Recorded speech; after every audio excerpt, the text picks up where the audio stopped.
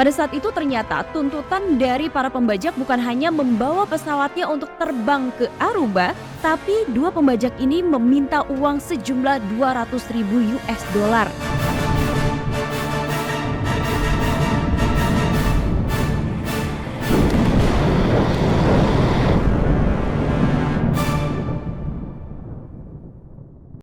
Hai, halo Delvers, selamat datang di channel Tamara Delv. Di video kali ini, Tamara Delv akan membahas mengenai salah satu tragedi pembajakan yang juga terkenal di wilayah Amerika Latin. Kalau kalian tahu dan kalian mungkin ada yang nonton, kisah ini ternyata menjadi sebuah film di Netflix. Apalagi judulnya kalau bukan The Hijacking of Flight 601. Ada yang sudah nonton? Terinspirasi dari kisah nyata, ternyata film itu juga menggambarkan bagaimana sebenarnya kronologi dari pembajakan di penerbangan 601. Tapi tentu saja berbeda dengan yang aslinya, karena penerbangan itu sendiri bukanlah Bolivia Air, tapi Sam Columbia. Kisah dari The Hijacking of Flight 601 sendiri ini sebenarnya diambil dari buku yang dikarang oleh Massimo Di Rico. Penulis buku ini menceritakan di sekitar tahun 1968 hingga tahun 1973-an itu merupakan era keemasan bagi pembajakan di udara. Tidak heran kalau kita ingat ada juga sebuah kisah yang dianggap mitos di Amerika, yaitu mengenai pembajakan yang dilakukan oleh D.B. Cooper yang sampai saat ini tidak terungkap sosoknya.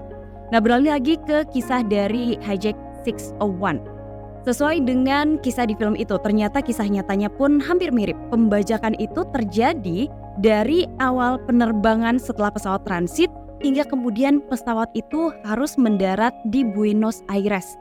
Pembajakannya sendiri terjadi 60 jam dan pesawat itu terbang sejauh 22.000 km, bahkan beberapa kali berhenti di sepanjang perjalanannya. Tapi yang terjadi pada kisah nyata pembajakan Sam Columbia ini, registrasi pesawatnya adalah HK1274.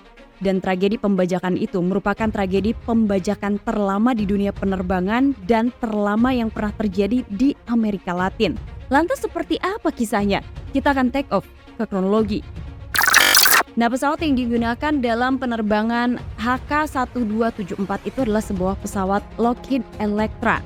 Pesawat itu sedang dioperasikan oleh Sam Columbia dan pesawat itu akan melayani penerbangan dari Cali menuju ke Bogota dengan pemberhentian di Pereira.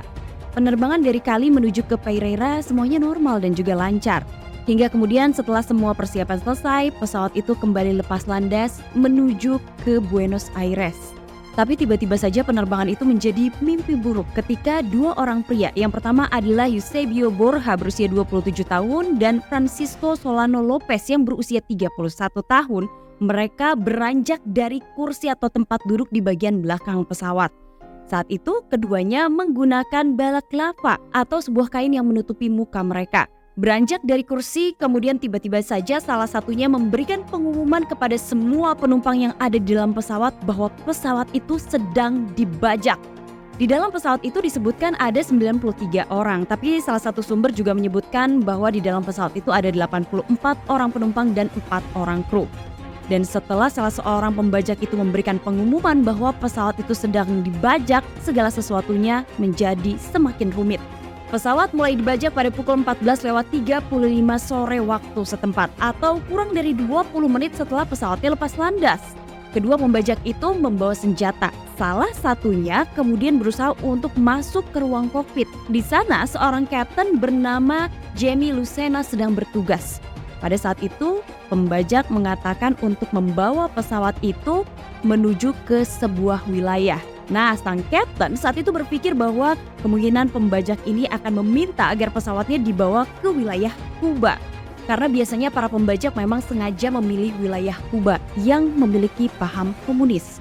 Tapi kemudian sang kapten mengatakan bahwa bahan bakar di pesawat itu tidak cukup untuk penerbangan ke Kuba. Hingga akhirnya ada kesepakatan di antara kedua orang ini bahwa pesawat akan mendarat di Medellin. Akhirnya setelah itu kapten langsung melaporkan pada pihak maskapai dan juga kepada ATC bahwa pesawat yang sedang diterbangkannya itu dibajak. Pesawat dialihkan ke Medellin kemudian tiba sekitar pukul 17.01 sore waktu setempat.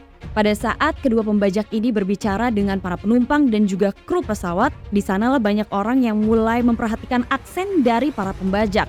Aksen mereka tidak terdengar seperti orang Kolombia. Tapi anehnya, kedua pembajak ini menyebutkan kepada semua orang di dalam pesawat bahwa mereka adalah bagian dari Tentara Pembebasan Nasional Kolombia.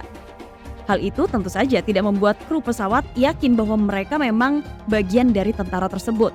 Karena aksen yang digunakan oleh dua pembajak ini aneh, maka kemudian tidak sedikit juga para penumpang yang menyangka bahwa tindakan yang dilakukan oleh dua orang laki-laki itu hanyalah lelucon biasa. Pada saat itu ternyata tuntutan dari para pembajak bukan hanya membawa pesawatnya untuk terbang ke Aruba, tapi dua pembajak ini meminta uang sejumlah 200.000 US dollar yang jika kita konversi dengan jumlah tahun ini adalah sekitar 3,2 miliar rupiah. Tapi jika dibandingkan dengan tahun sekitar 1973-an, maka jumlah uang yang diminta adalah sekitar 83 juta rupiah. Bukan hanya uang, tapi mereka juga meminta untuk pembebasan tahanan politik. Nah, sedikit membahas kenapa kedua orang ini mengaku sebagai tentara pembebasan dari Kolombia. Karena sebenarnya beberapa minggu sebelum pembajakan itu terjadi, kehadiran tentara Kolombia ini memang banyak disorot di media. Setelah dilakukannya penggerebekan polisi terhadap anggota-anggota kelompok tentara tersebut. Nah, ternyata anggota kelompok ini bukan hanya orang-orang tertentu, tapi dari berbagai kalangan, dari kalangan artis sampai dengan guru. Nah, sepertinya kedua pembajak ini mengambil ide itu untuk mengatakan bahwa mereka merupakan kelompok tentara Kolombia. Di tengah upaya para pembajak ini untuk meminta nominal uang yang besar senilai 200.000 US dollar, ternyata mereka juga kesulitan untuk mendapatkan uang tersebut. Kenapa? Karena ternyata setelah pilot melapor pada ATC dan juga pihak maskapai, informasi itu disampaikan kepada pemerintah Kolombia dan pemerintah Kolombia mengatakan mereka tidak mau ikut campur atau mereka akan lepas tangan dari pembajakan itu. Pihak pemerintah Kolombia pada saat itu menyatakan mereka tidak tertarik dengan pembajakan pesawat tersebut. Pemerintah menolak bernegosiasi dengan dua pembajak tersebut. Bahkan nyawa dari puluhan orang di dalam pesawat itu sepertinya diabaikan oleh pemerintah. Pada saat negosiasi terjadi, saat itu para penumpang sudah mulai kelelahan. Mereka terbang, kemudian mendarat, mengisi bahan bakar pesawat. Mereka harus menunggu dalam kondisi pesawat yang dimatikan. Dengan kata lain, AC di dalam pesawat juga mati. Mereka kepanasan, kelelahan, mereka juga ketakutan. Bayangkan saja, dua pria melakukan pembajakan di langit. Kemudian pesawat itu dibawa mendarat, tapi negosiasi belum juga selesai. Bahkan pada saat itu, pihak pemerintah Kolombia mengatakan jika ada yang membantu para pembajak ini, mereka akan dianggap bersekongkol dengan dua pembajak tersebut. Maka seluruh diskusi mengenai pembebasan para penumpang itu diserahkan lagi pada pihak maskapai.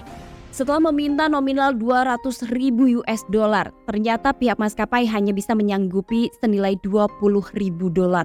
Angka yang cukup jauh dari tuntutan para pembajak. Hal tersebut dinegosiasikan oleh pihak maskapai. Mereka mencoba untuk mengulur waktu agar para penumpang bisa diselamatkan. Tapi ternyata bahwa pada saat proses negosiasi mengenai 20.000 US dollar itu, para pembajak justru terus menaikkan nominal yang diminta kepada pihak maskapai. Kemudian setelah itu para pembajak melepaskan anak-anak dan juga perempuan dan meminta atau mendesak kapten untuk menerbangkan pesawat itu menuju ke Lima, Peru. Nah, ternyata pada saat proses negosiasi antara kedua pilot, kemudian ada pembajak dan juga pihak maskapai, di sanalah beberapa penumpang mencoba untuk melarikan diri. Mereka membuka jendela dan pintu darurat, kemudian lompat dari jendela menuju ke tanah yang jaraknya sekitar 5 meter. Setelah para pembajak ini menuntut pilot untuk lepas landas menuju ke Lima, akhirnya pada tanggal 31 Mei sekitar jam 4 pagi waktu setempat, pesawat itu lepas landas menuju ke Lima. Tapi ternyata karena pesawat itu telah terbang kemudian mendarat, terbang lagi, mendarat lagi, tapi tidak mendapatkan perawatan, pesawat itu mengalami sebuah masalah, yaitu pada turbin atau mesin pesawat. Hingga akhirnya pilot menyatakan kepada pembajak mereka tidak mungkin sampai ke tujuannya karena kerusakan mesin pesawat. Sehingga saat itu para pembajak menuntut pilot untuk kembali lagi ke Aruba. Pesawat kemudian kembali lagi ke Aruba mendarat jam 6 pagi. Pada pendaratan kesekian kalinya, akhirnya ada perkembangan baru. Yang pertama, pihak maskapai meminta agar pilot di dalam penerbangan itu diganti. Nah, hal itu dilakukan karena penerbangan terlalu beresiko ketika pilotnya mengalami kelelahan. Dan hal itu disetujui oleh para pembajak. Dan yang kedua adalah maskapai pesawat memutuskan untuk mengirim kru baru dan sekaligus membawakan uang senilai 50.000 US dollar. Nah, uang itu akan dibawa oleh kru baru naik ke dalam pesawat. Datanglah kapten baru bernama Hugo Molina. Ia kemudian diminta untuk mengisi bahan bakar pesawat. Nah, sambil menunggu pengisian bahan bakar, sekali lagi para pembajak ini menurunkan beberapa penumpang di Bandara Aruba. Setelah selesai, kemudian para pembajak itu kembali meminta pilot untuk menerbangkan pesawatnya menuju ke Amerika Tengah. Pesawat Electra itu lepas landas pada pukul 15.55 sore waktu setempat. Kemudian setelah terbang beberapa saat, awalnya mereka meminta untuk mendarat di San Salvador. Tapi entah kenapa akhirnya para pembajak ini kembali meminta pesawat itu untuk mendarat di Aruba. Dan pesawat mendarat pada pukul 22.30 malam waktu setempat. Di bandara itu, lagi-lagi sisa penumpang yang masih ada di dalam pesawat kembali menunggu dalam kondisi ketakutan dan sangat cemas. Keesokan paginya pada tanggal 1 Mei jam 3.15 pagi waktu setempat, akhirnya pesawat Electra itu lepas landas dari Aruba dan mendarat di Guayaquil. Pesawat itu mendarat di Guayaquil, Ekuador pada pukul 7.46 pagi waktu setempat. Pesawat kembali lagi mengisi bahan bakar. Pesawat itu kemudian terbang sekitar 45 menit, kemudian mendarat lagi di Lima, Peru. Di Lima, 14 penumpang lainnya diturunkan. Setelah itu pesawat kembali lepas landas dan dua pembajak meminta pilot untuk mendarat di Argentina, dekat perbatasan dengan Paraguay. Di beberapa perhentian berikutnya, pesawat tidak berhenti lama, tidak lebih dari setengah jam. Setelah pesawat itu lepas landas, kemudian di dalam penerbangan HK1274 itu ada negosiasi antara pilot dengan pembajak setelah situasinya semakin mencekam, di mana sebenarnya kedua pilot lelah, para pembajak apalagi. Mereka sudah bersama-sama lebih dari 32 jam, kecuali dua pilot yang baru. Nah, pada saat itu mereka tahu bahwa mereka ini tidak akan lolos. Kemudian pilot dan juga para pembajak ini memutuskan untuk melakukan pendaratan di Buenos Aires awalnya. Tapi ternyata ide lain dari dua pembajak ini adalah mereka akan melakukan pendaratan di dua tempat. Dua tempat ini awalnya masih dirahasiakan. Tapi kemudian setelah itu salah seorang pembajak mengatakan kepada pilot bahwa mereka akan mendarat di dua tempat berbeda. Dan masing-masing dari pembajak ini akan membawa satu orang pramugari. Nah, kedua pramugari ini diduga dibawa untuk menjadi sandera agar dua pembajak ini tidak diikuti atau tidak dimata-matai setibanya pesawat itu di sebuah tempat pendaratannya. Tapi kemudian first officer yang bertugas di dalam penerbangan itu kembali melakukan negosiasi. Ia mengatakan untuk jangan membawa dua pramugari itu, bawalah saya untuk dijadikan sandera. Dan dua pembajak itu setuju. Kedua pembajak kemudian diketahui meminta untuk turun di dua tempat. Yang pertama adalah di Resistencia, kemudian yang kedua adalah di Asuncion. Kemudian ketika salah satu turun, kemudian disusul dengan pembajak lain yang turun, saat itulah pesawat terus terbang menuju ke Buenos Aires. Di Buenos Aires, semua media sudah tahu dan juga orang-orang serta petugas bandara bahwa pesawat itu akan mendarat di sana. Ketika pesawatnya mendarat di Buenos Aires, kemudian di sana pihak militer sudah mengawasi, dibukalah pintu pesawat. Dan ternyata ketika digeledah oleh pihak kepolisian setempat, mereka justru mencurigai kru pesawat telah bekerja sama dengan para pembajak. Karena ketika polisi masuk ke dalam pesawat, tidak satu pun pembajak yang ditemukan. Pesawat itu mendarat di Buenos Aires pada tanggal 2 Juni 1973. Drama sekitar 4-5 hari pembajakan itu ternyata tidak selesai. Karena dua pembajak itu awalnya tidak ditemukan. Sampai akhirnya kru pesawat lainnya yang tiba di Buenos Aires memberitahu bahwa pesawat itu sempat terhenti di dua tempat dan mereka tidak tahu kemana perginya para pembajak itu. Setelah terjadinya pembajakan, upaya pembajakan itu diusut oleh pihak-pihak berwenang. Ternyata mereka bukanlah tentara pembebasan Kolombia. Mereka adalah dua orang pemain sepak bola. Nah, setelah diusut, kedua pemain sepak bola ini datang dari salah satu klub yang awalnya akan ditarik oleh klub bola lokal. Tapi ternyata mereka tidak jadi melakukan perekrutan. Sementara dua orang ini sudah punya cita-cita tinggi bahwa mereka akan menjadi pemain sepak bola yang sukses. Lantas kemudian, karena tidak berhasil ditarik oleh salah satu klub sepak bola lokal, mereka kemudian berpikir untuk membuka usaha. Maka kemudian mereka membutuhkan modal. Dan upaya pembajakan ini adalah upaya yang dilakukan oleh dua pemain sepak bola itu untuk bertahan hidup dan juga memulai usahanya. Nah, namun setelah adanya pembajakan ini, pihak kepolisian tidak berhenti sampai di situ saja. Mereka memutuskan untuk mencari dua pelaku pembajakan.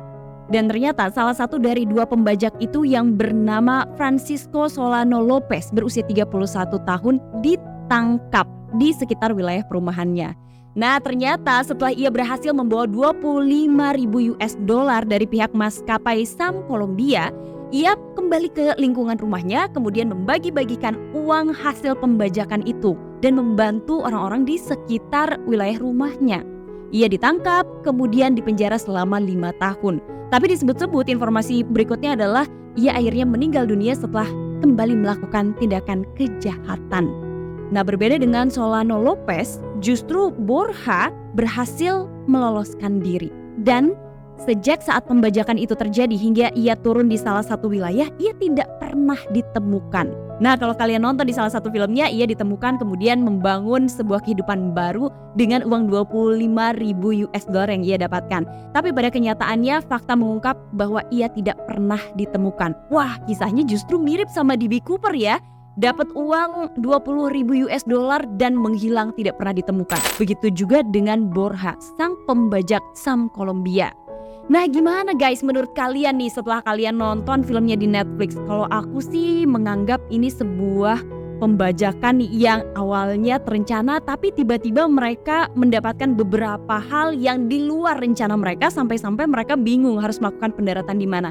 Hampir mirip dengan fakta dari tragedi atau insiden pembajakan ini, tapi pihak Netflix sendiri mengungkap kalau ada beberapa kejadian yang ditambah untuk mendramatisasi peristiwa pembajakan 601 itu sendiri. Nah, susah sebenarnya mengungkap fakta yang sebenarnya dari peristiwa pembajakan 601 atau fakta pembajakan asli dari penerbangan HK1274. Nah, Delvers, itulah sedikit pembahasan dari channel Tamara Delv tentang HK1274 atau mungkin kalian akan menyebutnya sebagai pembajakan dari penerbangan 601. Kalau kalian mau diskusi sama aku mengenai pembajakan ini dalam fakta-fakta yang pernah diungkap atau kalian tahu, boleh banget di kolom komentar.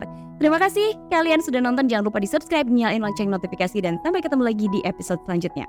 Tenang, kalau kalian sempat request mengenai beberapa tragedi pembajakan di dunia penerbangan, Tamara Delv tetap akan bahas di channel ini ya, di beberapa episode ke depan. Assalamualaikum warahmatullahi wabarakatuh.